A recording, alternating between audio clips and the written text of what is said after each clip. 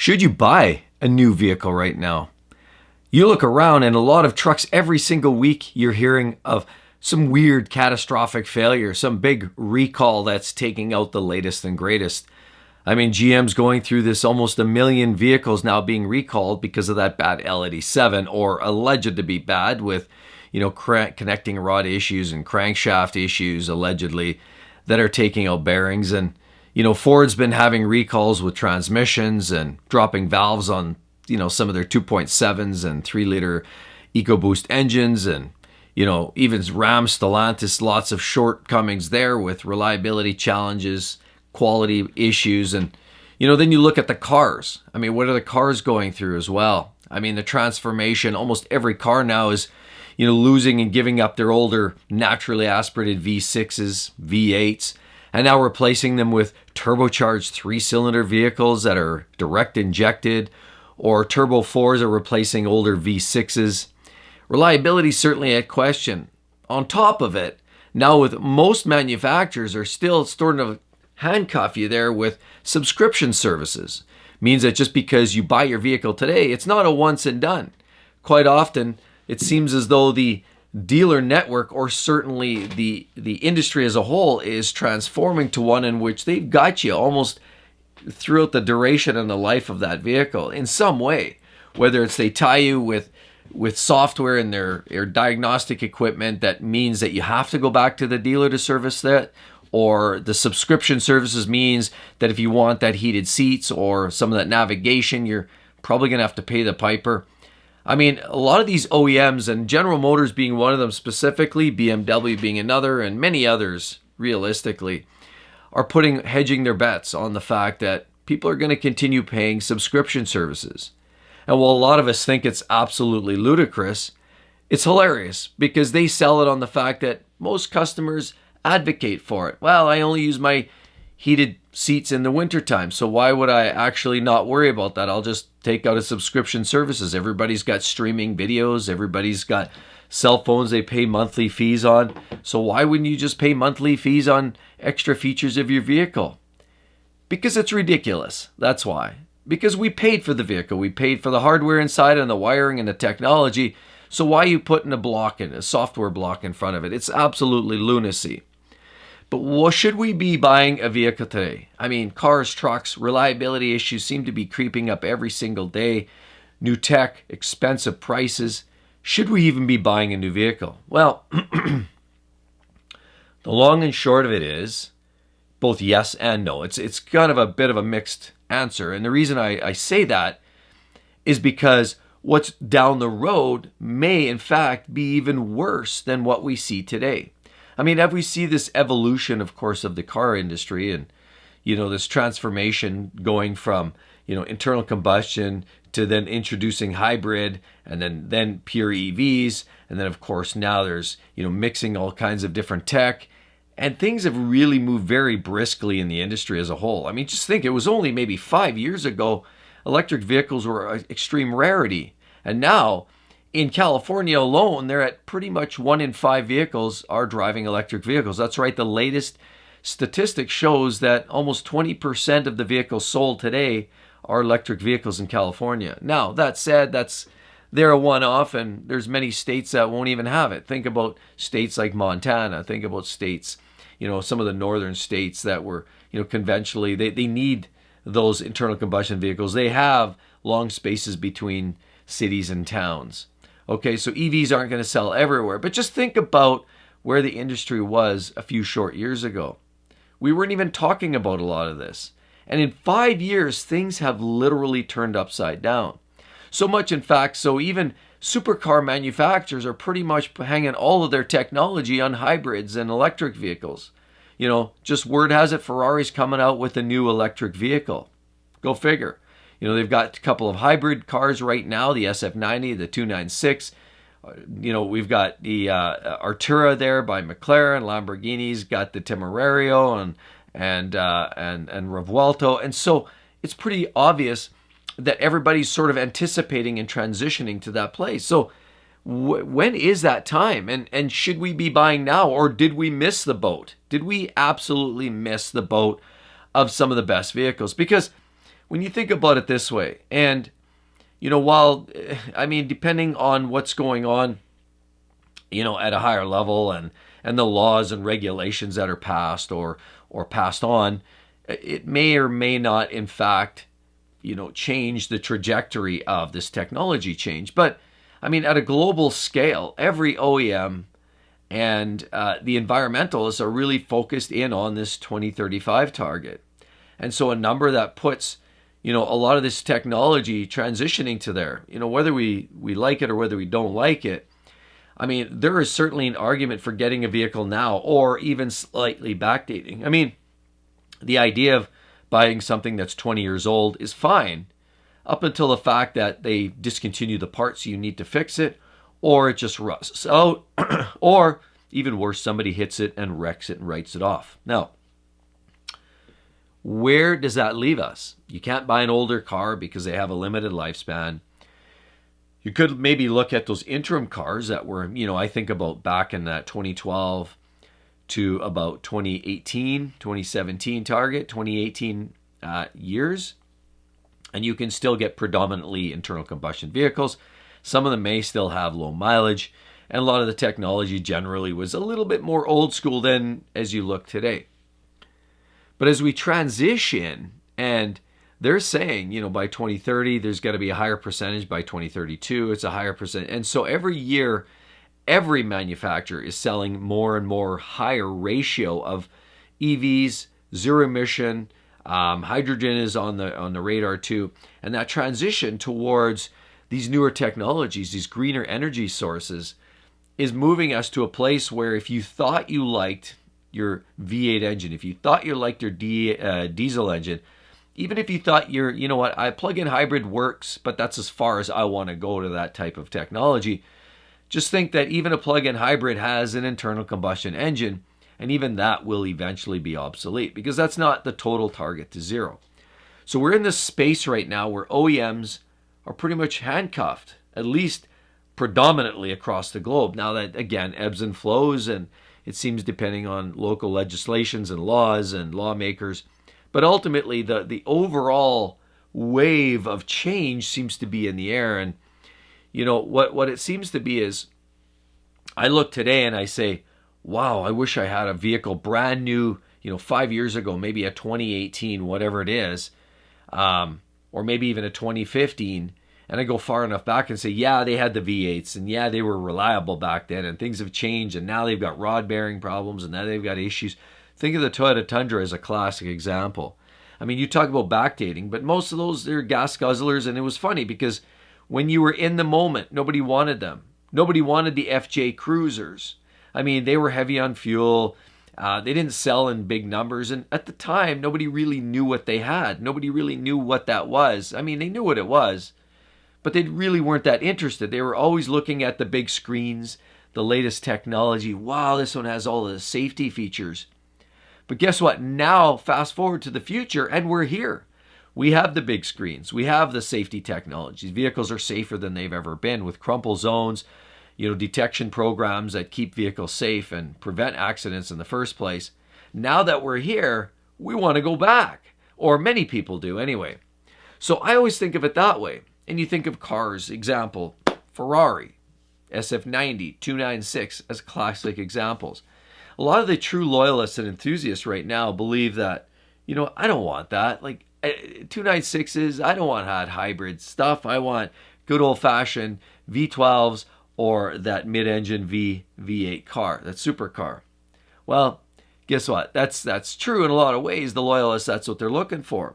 But think about another 10 years down the road when Ferrari transitions to who knows where they're headed. Like every other OEM, it might be a lot more pure electric vehicles, as in Europe, the EU7 standards holds them to even a higher account.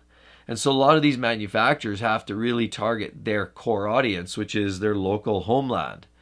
So what does that mean? That means a lot of these cars are going to be pushing harder, even going more towards EVs. And then in 10 years from now, when all you can get, and you walk in the showroom and all you can get is an electric Ferrari, then you look back, boy, I wish I had that. 10 years ago, I would take a 296, I would take an SF90 in a heartbeat. And see, I believe that's where the market is trending. And so, interestingly enough, as the market changes, we always look back and say, you know what, that was the good old days. And I wish I had a vehicle from 10 years ago. Well, 10 years ago, you didn't buy one because you probably maybe weren't ready, didn't have the finances, other priorities, and just didn't care about that vehicle at that time. Again, I use the Tundra as a classic example. The old 5.7, it was a real gem. But people were buying them, but just they weren't going like hotcakes. They were just selling and just an average rates of any other vehicle. And people were just, buying if needed. Otherwise, they just didn't bother. Now, fast forward, we're in a place now where they've got these issues with these engines. And now a lot of people that would be prospective Toyota owners and loyalists are looking back and say, those were the good old days. What are we doing with these new turbo engines, direct injection, blown engines, main bearings are falling out of, what is going on here? Now we think about the good old days. And this is where the market's trending. So this isn't a conversation about getting everybody quickly hurry up and buying frenzy, because I spoke of that yesterday about buying frenzies and sort of how we get there in the first place. And it's unfortunate because a lot of the OEMs realize that and are taking advantage with greedflation. But realistically, think about what that future is transitioning to. You think you maybe don't like what the market has to offer today. What do you think it's going to offer in 10 years from now? So think about this. If you take care of a car and it's a good quality, reputable brand, generally I use a brand like Honda or Toyota, although they've been really changing course in my own personal opinion lately. You think of brands like that, and if you take care of it, oil service, take it in for regular maintenance, those cars can probably last you 15, 20, 25 years. Okay, so you think, if I'm, say, 50 years of age and I'm shopping for a new car, I'm that guy, I'm 50, middle age, winding down my career, maybe retire in 5 to 10 years, and I got to think about, I better get myself a car while I can now, because once I'm retired, I'll be in fixed income, so I'm going to be buying something that I can afford today so that it lasts me, because if I take care of it, it's probably good for 15 or 20 years. Well, if you think about that, if you wait, the only option may be what's in the future, and what's in the future may be yet to be understood, because we don't even know what we don't know yet. What we don't know are some of the technology. EVs, hydrogen, that might be a thing, although even if they transition to that, what does that look like? What does that market space look like when we consider there's no filling stations virtually anywhere in the nation, or very few? I mean, the whole infrastructure upgrade would have to be done on a monumentally fast and accelerated time frame. So for now, EV seems to be the only modicum of tech that you can get your hands on that reaches zero emissions, that has a bit of an infrastructure tied to it. So here we are. Do we buy a car right now? A truck, an SUV? Well, as I started in the beginning, one would think, get it now. Get it now. Why? Well, because in 10 years, it might be all hydrogen, it might be all electric vehicles, and we may not have a choice, and we'll be looking back. But the unfortunate reality, I look now and you say, okay, is now the time to buy? So I think about this for a second. We know the prices of vehicles are getting extraordinarily high. We know that the less you have to deal with dealerships and salespeople, the better.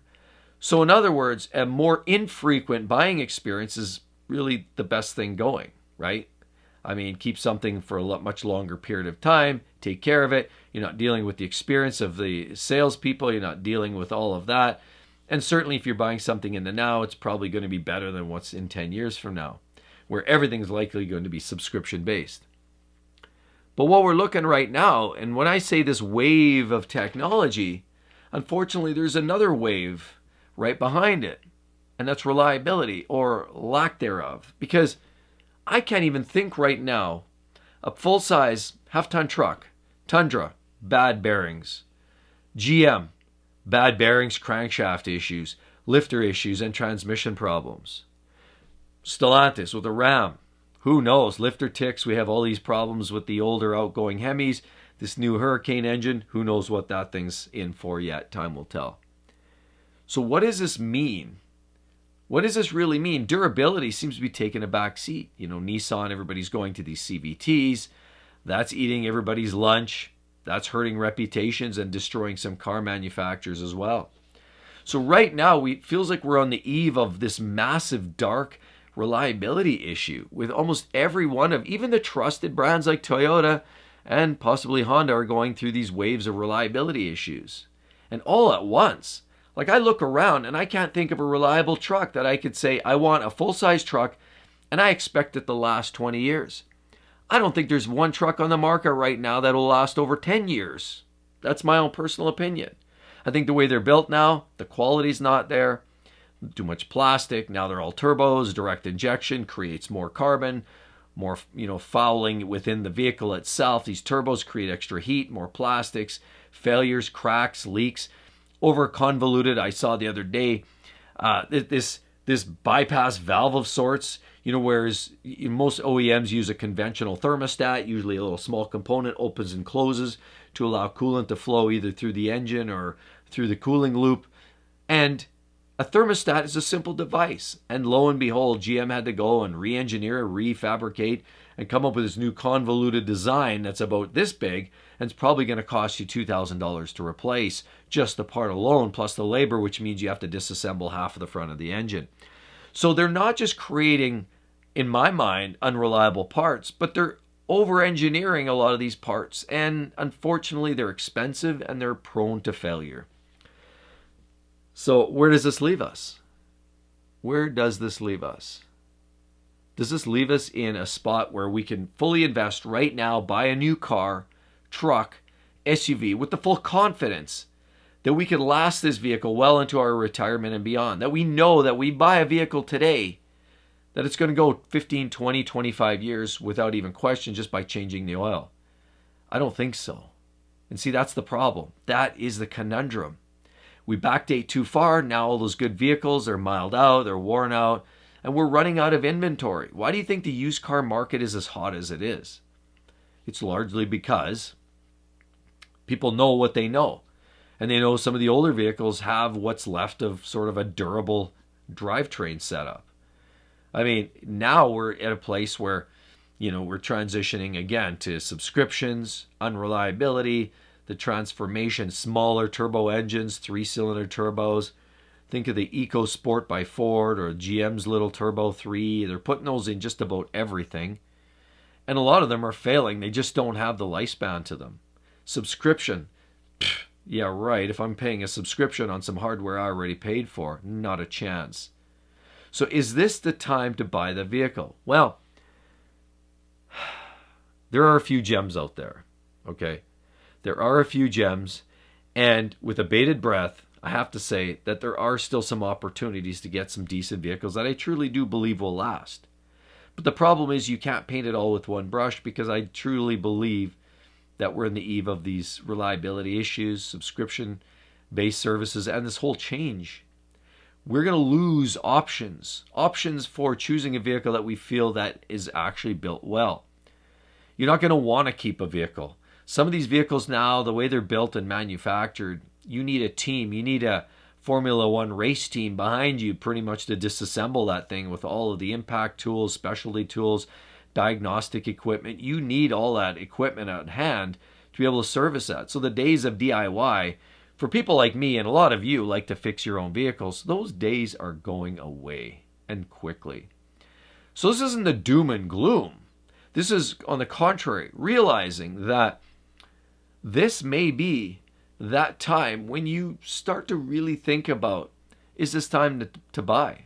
I mean, whether it's, a 6-year-old used vehicle that maybe you stumble across and it's a gem and it's only got 35,000 miles on it, that could be a keeper, because that's before this whole swing. Or maybe today, there's still some great cars. I mean, look at some of the Mazdas. If you need a smaller car or SUV, Mazda 3, the CX-50, the CX-5 represent some really durable Skyactiv technology. Okay, that's hype, but they're a reliable vehicle. They still have a torque converter auto. They still have a durable engine. You can get either naturally aspirated or turbocharging. And they're still a relatively reliable vehicle that you can get hundreds of thousands of miles.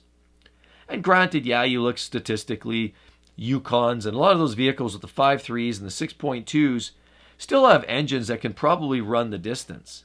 The problem is you're dealing with a lot of reliability issues. There's a lot of people losing engines or locking up, and the 6.2s are having some big issues. Interestingly enough, the 5.3 is not as much. So there's still some opportunities to get some of the what's sort of on the outlier of some of the V8s and some of the old school engines that have just been revamped with some ridiculous technology like cylinder deactivation. But that said, there's still some opportunities for some decent vehicles. Yes, it's not all over yet. So this could still be a reasonable time to be buying a new vehicle. But as I've said, in 10 years from now, there's a high possibility you're going to look back to today and say, wow, I should have bought my new car then.